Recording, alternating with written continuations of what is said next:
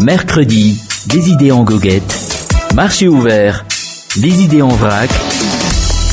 Émission sur Alliance 92, tous les mercredis à 6h45 et 7h30. Rediffusion le même jour à 17h30 et à 18h. Entre foi et loi, que veut dire Manara Samuel ici, à travers les idées en goguette? Eh bien, il peut vraiment s'en passer des vertes et des pas mûres derrière les enceintes d'une école.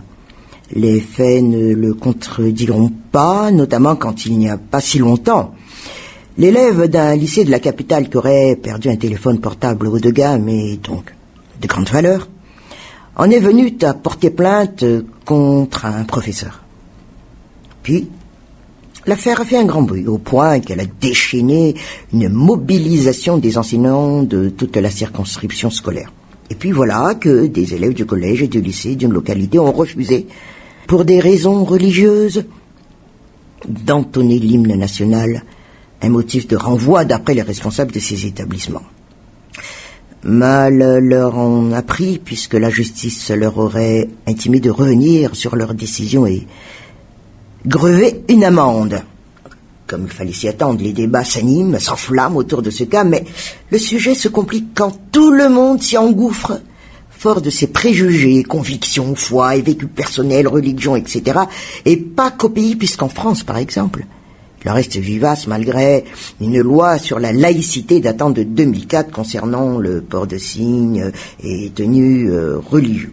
Les discussions prennent encore une autre tournure lorsque elles concernent des tenues jugées inappropriées ou provocantes de certains élèves. Mais si l'on revient à la Constitution malgache, elle prévoit notamment que l'État affirme sa neutralité à l'égard des différentes religions et que l'État et les institutions religieuses s'interdisent toute immixtion dans leurs domaines respectifs. Un pacte de non-agression entre les deux entités.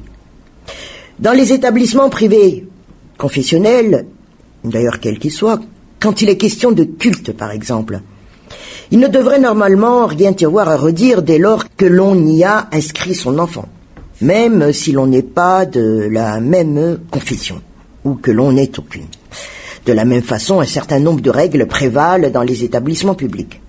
Le fait, on revient sur le sujet, de chanter l'hymne national constitue-t-il un carcan entravant la liberté religieuse des concernés ou un acte de respect envers les valeurs et symboles de la République que tous citoyens, sans exception, devraient accomplir? Question posée. Et si ce n'est pas encore fait, enfin, du moins, la ministre de l'Éducation nationale évoque encore un sursis à exécution et non un jugement définitif. La justice aura la tâche de trancher sur la question et son verdict fera office de jurisprudence, avec la possibilité notamment de laisser la porte ouverte à des actes de désobéissance au niveau des écoles ou ailleurs que les auteurs défendront ou justifieront par leurs convictions religieuses. Parlons-en ici avec les idées en goguette, Manara Samuel, entre foi et loi. On peut vraiment s'en passer des vertes et des pas mûres derrière les enceintes d'une école. Les faits ne le contrediront pas, notamment quand il n'y a pas si longtemps, l'élève d'un lycée de la capitale aurait perdu un téléphone portable haut de gamme et donc de grande valeur.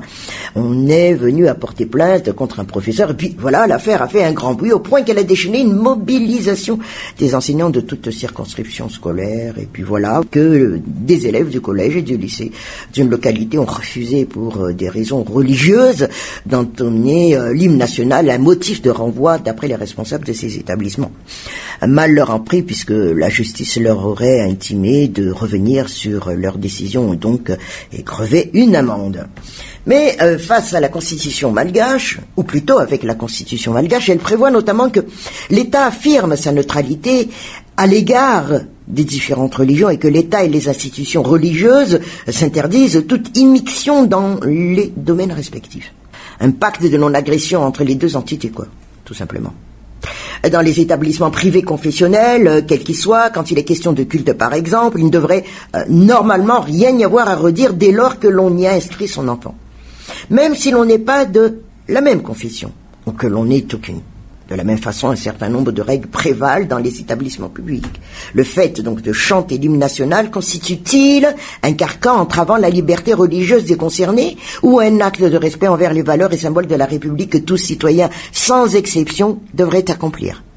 Question posée. On parle aussi de jamais responsable. Car dans tous les cas, l'éducation a bien changé.